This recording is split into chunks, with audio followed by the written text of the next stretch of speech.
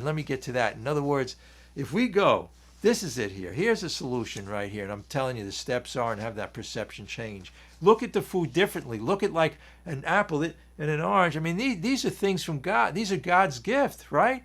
What kind of synthetic foods that the corporations spend? They have scientists and psychologists all day trying to figure out what's good. They call it the bliss point. I have articles here on it.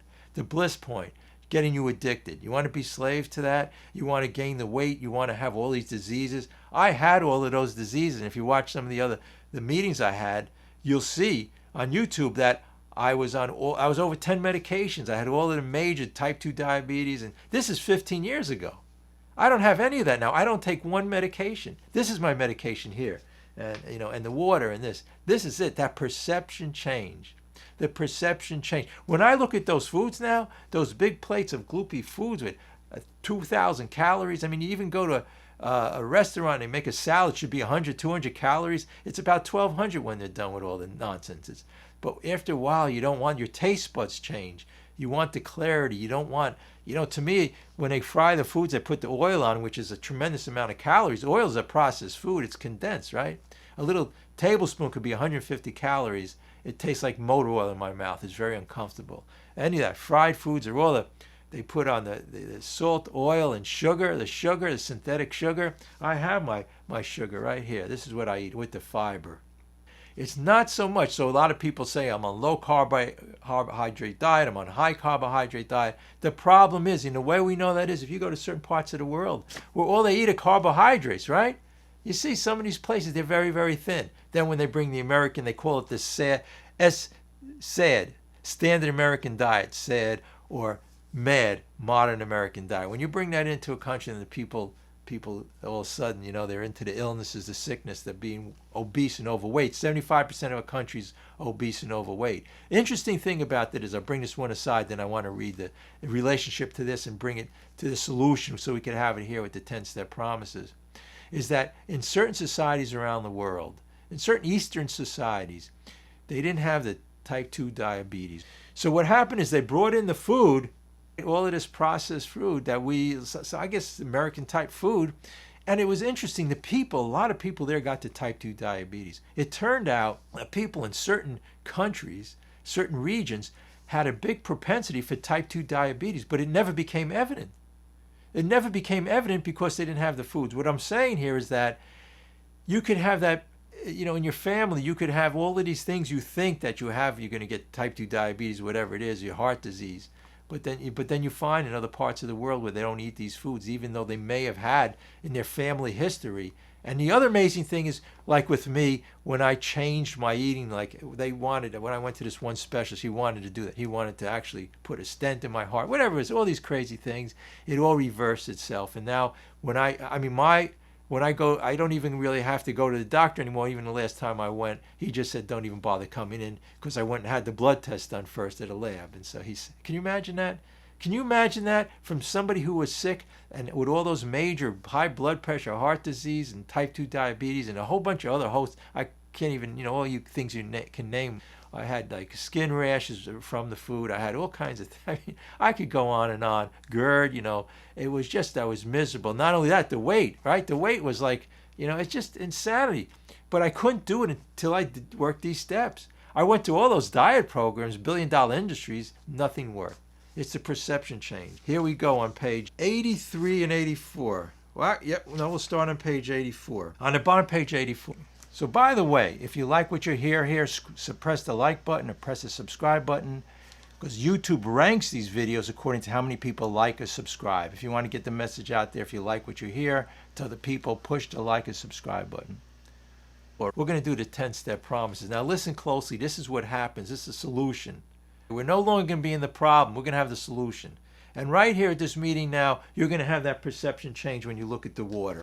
The clarity. When you see this, and after a while, do you imagine how much weight you're going to lose, how many calories you're going to save just on the drink alone? Diet sodas and all of that doesn't do it. It's synthetic sugar, and what it does in there, those sweeteners, they mess up your palate. You get it? It's physically setting you up that you like sweets, but when you have something clarity like this, and then I talk about the fruits. So this one change here alone, but it's only can be through the perception. After a while, you look at those other drinks, those gloopy drinks with the oil, sugar, fat, whatever's in there, all this synthetic stuff, and you'll say, do I want this in my system? Would you put bad gas in your car? Have that perception change. And here's what happens.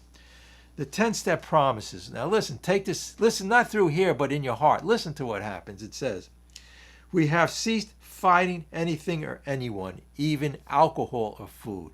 We have ceased fighting anyone or anything, even alcohol or food.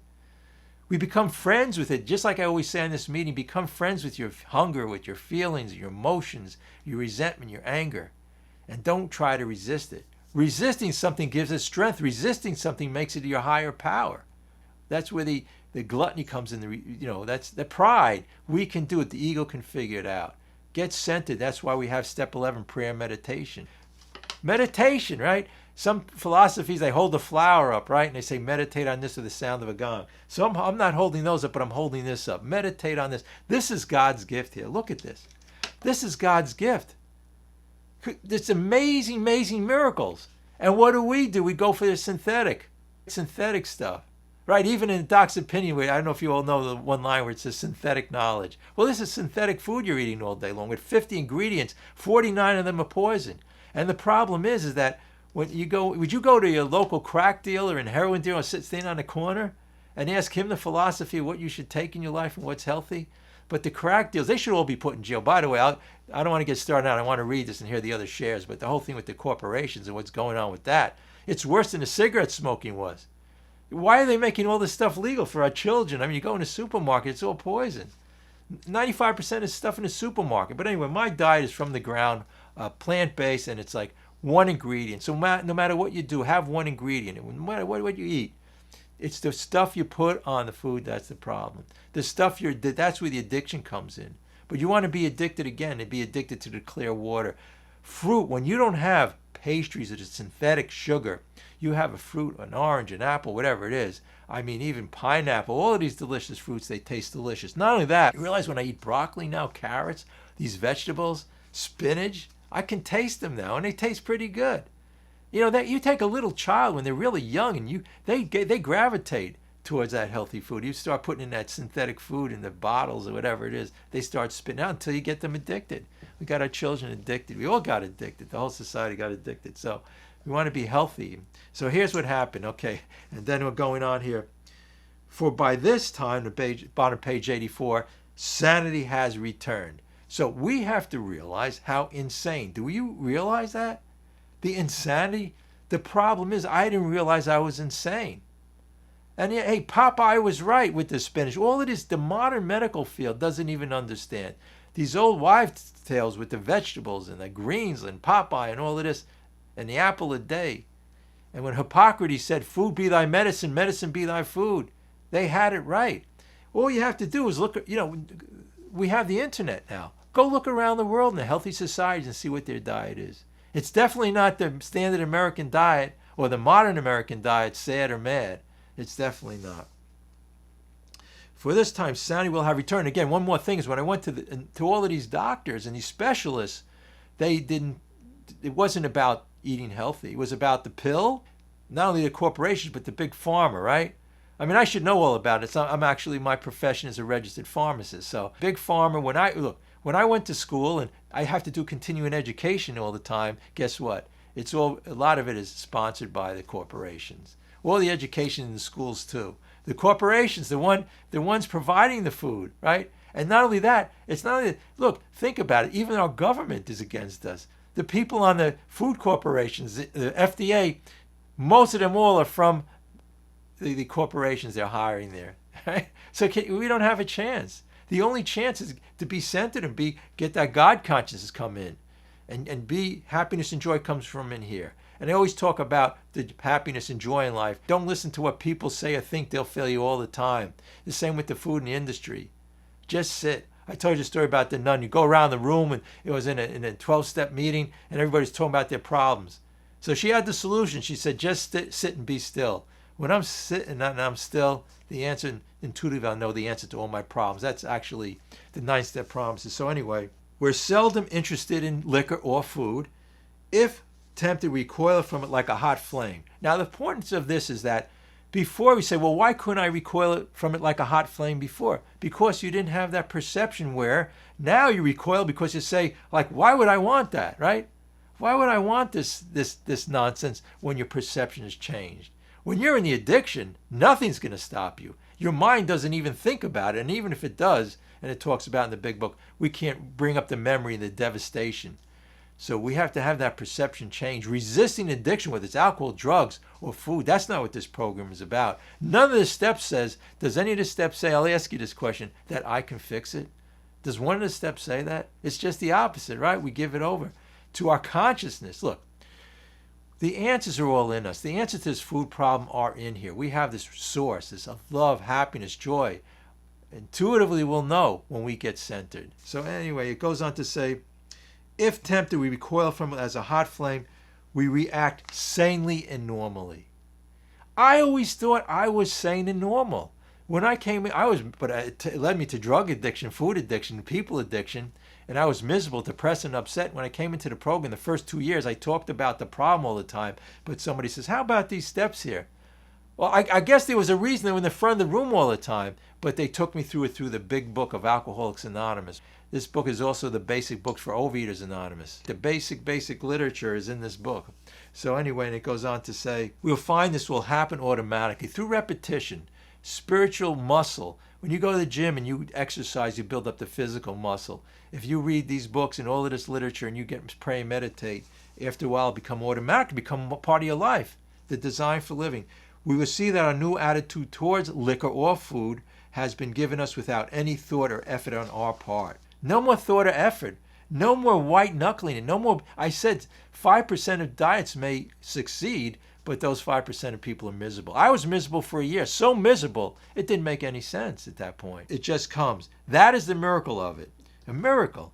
We are not fighting it, neither are we avoiding temptation. Imagine, it's called a neutrality. We feel as though we had been placed in a position of neutrality.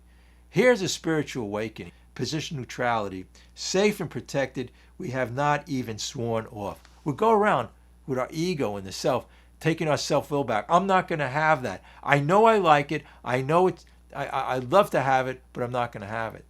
And it doesn't work. That's our self. But when we look at the food, we say, this is from God's food, or all this synthetic stuff and this addictive food. No, it's not. I showed you what's from God, right? All of this natural, wholesome food. We have not even sworn off. Wow. Can you imagine that? Not even sworn off. Instead, the problem has been removed. But when the problem is removed, what does step 5, 6, and 7 talk about? We don't do it. Again, none of the steps says I'll do it. But when we get centered and we have that perception change, a new pair of glasses, again, in a lot of meetings I talk about this. I'm relating it directly to our food addiction now, but it's every addiction, but also our addiction to people. Our addiction, resentments, it says in here, the number one problem. When you have a problem today, it's always 99% of the time related to your relationship with people. But this is all the same here. Not resisting, not fighting anyone or anything, as it says here. It does not exist for us. We are not cocky, nor are we afraid. That is our experience. This is how we react, so long as we are in fit spiritual condition. So I could be at the meeting now, but would you carry this through during the day today? Having that spiritual awakening, realizing it's not the things outside, it's not the material things, it's not the food. Get the real joy and happiness in here. You won't depend on people, a position at work, or more money, or more success. That's only pleasure. Pleasure is going to put you down, just like the food is pleasurable, but what it does in the end. Getting more money is pleasurable, but in the end it causes a lot of misery. You're miserable without it. You're miserable because somebody next to you has more, all these material things. It's nothing material. It's all the source and happiness is from within. Also, material things bring the jealousy and the envy, all of these things that make us miserable, resentment. So the real joy and happiness is here. The same with our addiction to food. It's not in this plate of food. It's not in all of this craziness. Although the corporations want you to think so. So don't forget, we have drug push on every corner all over the place in relation to this food. But that's the great news, is that it can bring us closer to these steps and have that spiritual awakening, which right here, right, reading this stuff, This program, we don't have to spend 5 years getting our marbles back, 10 years trying to figure out how to use them or work them of understanding, comprehension. And before I thought it was, my solution was changing the world outside of me. Now I realize the whole change, when I change and surrender, the world surrenders to me. When I change, the world around me changes. And you want to know something else? If it doesn't change, that's all right with me too, because that's not going to, whatever's going on around me, that's just, we can fly over it like an airplane over clouds and be happy, joyous, and everything like that. I mean, it's so simple. Look, to perception change, that whole new way of thinking, it's in the steps and a higher power consciousness. I believe, I hear people and their change of life in this. It's called being reborn on page 63. It talks about before the third step prayer. It says being reborn. And then it goes into giving your life over to a higher power. Till I realized it was me who was the problem. That my insane thinking. And we just heard said that when little children or babies, they have the right idea. Or even in this country years ago, they were eating more wholesome food.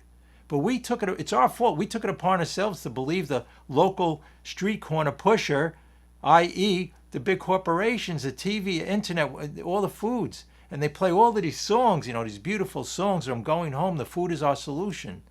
So you want to live in a lie? Do you want to be imprisoned by the corporations? Do you want to be a prisoner to this addiction? It's worse than alcohol. In this country, they put drug addicts and people in jail for years because of what they're taking. How much worse is it? We're doing that. We're judging them. We're throwing a stone at them, right? and who's without sin? We're addicted to this food. We're enslaved. But there is a solution. The only solution, it says in this book here, in a doctor's opinion, we agnostics, and all throughout the first 164 pages, they realized, and when Bill went to Townsend Hospital, it had to be a spiritual solution. When Roland Hazard went to Dr. Jung, the famous psychologist, and Dr. Freud was busy at the time, these were the big psychoanalysts trying to figure it out. Dr. Jung said, look, there's only one solution he's seen. It's a change of perception. He says that higher consciousness, that godness, it's related to our addiction to food. You reminded me of, I'm going to let you in on a little secret. And, when you're off the meeting, don't tell anybody this. But the whole thing is, look, some of the defects of character, guilt and remorse, right, and shame. It doesn't matter what we did yesterday. It doesn't matter what we did early this morning. We're in the present now. And when we get centered, because if we're in remorse or fear or self-deprecation about, hey, look at all the food I had yesterday, we don't have a chance. If right now, right here, if we're abstinent in the present, that's all we got. Then we could get centered, and once we're centered, we'll gravitate towards healthier things. But resisting and fighting it, so the whole thing is that get centered and just pray, meditate, and that's the answer. But it's so counterintuitive. We feel we have to do something. We don't. Just get centered. There's a book called The 12 Steps and 12 Traditions. And in AA, we have the 12 Steps and 12 Traditions. But it's an amazing book. It talks directly in relation to the food, and it talks directly about the problems and the steps and how we overcome it through the spiritual awakening. But let me just read the introduction so you have an idea, and then we'll just go further into different things. And it says here, in the introduction to this book, it says, I actually have the large print, right? So there you go. It comes in a smaller size if you want it. So, we of Overeaters Anonymous have found in this fellowship a way to recover from the disease of compulsive overeating. We use compulsive overeating and compulsive eating interchangeably. These include, but are not limited to, overeating, undereating, food addiction, anorexia, bulimia, binge eating, and overexercising, purging, and other compulsive food behaviors. No matter what form our disease takes, anyone having a problem with food can help in Overeaters Anonymous. After repeated failures to control our eating, our weight, we now have a solution that works. Our solution is a program recovery, a program of 12 simple steps. By following these steps, thousands of OA members have stopped eating compulsively. It's pretty amazing. In the literature, just like we have, also Overeaters Anonymous, of course, it's all about the big book and the steps. And in there, they do have the explanation. The steps explain how to get over our compulsive overeating. And a lot of the meetings I talk about, like diets don't work, trying to control it. Because everything, like when you read this book and the steps, this is all about the steps in here. And they have great explanations about it. It's getting out of that change of thinking, the perception change in relation to the food.